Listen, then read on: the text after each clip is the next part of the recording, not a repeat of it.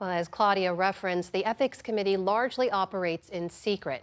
Democrats and Republicans are always equally represented on the panel, with 5 apiece, regardless of which party's in power. They conduct their work and investigations entirely behind closed doors, without public notice, and generally avoid sharing details outside of finalized published reports. But this investigation and its potential to upend the nomination of former Congressman Matt Gaetz is straining those norms. House Speaker Mike Johnson has called for the report to be buried, while Senate Democrats are looking into whether or not they can subpoena it. Representative Mark DeSaulnier of California was in the room today, one of the 5 Democratic members on the committee, and he joins us now. Congressman, thanks for being with us. Welcome to the NewsHour. Thank you so much for inviting me. So as Claudia just reported there, your Democratic colleague on the committee, Susan Wild, came out and confirmed there was a vote, that committee members disagreed over whether to release the report. We're reading between the lines here. Can you confirm that it was a deadlock vote, that Republicans voted to not release and Democrats voted to release it?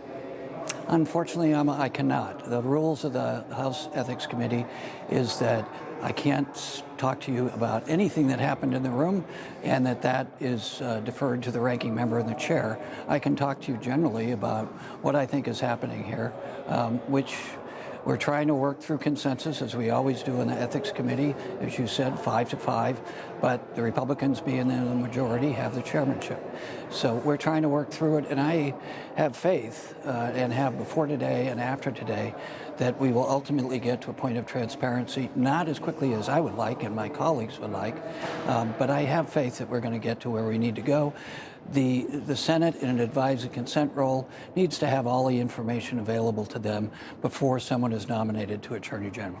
Well, Congresswoman Wild also said the committee is going to meet again in 2 weeks on December 5th. So what happens then, and what happens between now and then that you think could break the impasse?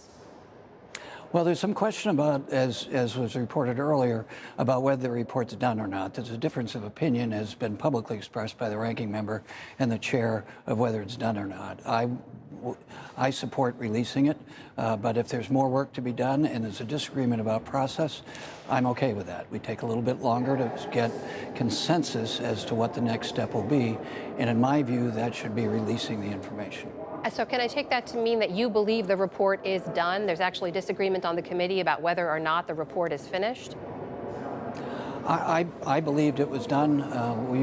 Mr. Gaetz has been under investigation for some time by the Ethics Committee on a consensus basis about his role as a member of Congress. The only thing that's different about this is everyone before who didn't have the report released to the public resigned and wasn't nominated and never went on to serve in public office again. What makes this different is he has been nominated for Attorney General of the United States. What's at stake here, as you mentioned, is just this, that there's an incoming president's nomination for the next Attorney General. It's an incredibly consequential and powerful post. Just a couple of hours ago, you were asked about this, and you said the scope and the scale and the danger to this is higher than anything I've ever lived through. What did you mean by that? What I meant by that is this is Attorney General of the United States in a time in our country's history where there's very little trust in the Congress. I feel very strongly that our ultimate message or job here in the Ethics Committee is to keep an eye on the public's trust in the institution, and specifically in this instance on the 10 members on the Committee on Ethics. Your committee's been looking into this since May of 2023.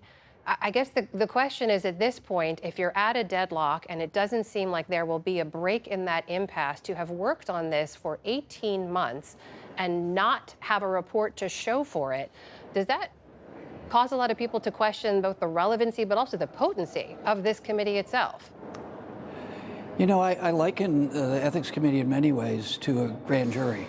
We're not meeting in secret. We're meeting in secret in the context of those are the rules, and there's good reasons for those rules. But the process is different because our times are different.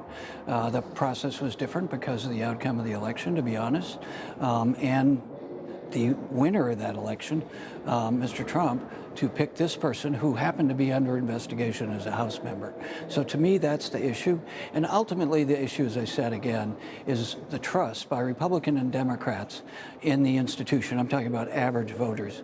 They don't trust us now, and it's really important for us on the Ethics Committee, I think, to rise to the occasion and make sure we're honest and open with the American public, accepting the fact that we have a different perspective. That is Congressman Mark DeSaulnier of California, member of the House Ethics Committee, joining us tonight. Congressman, thank you for your time. We appreciate it. My pleasure. Thank you.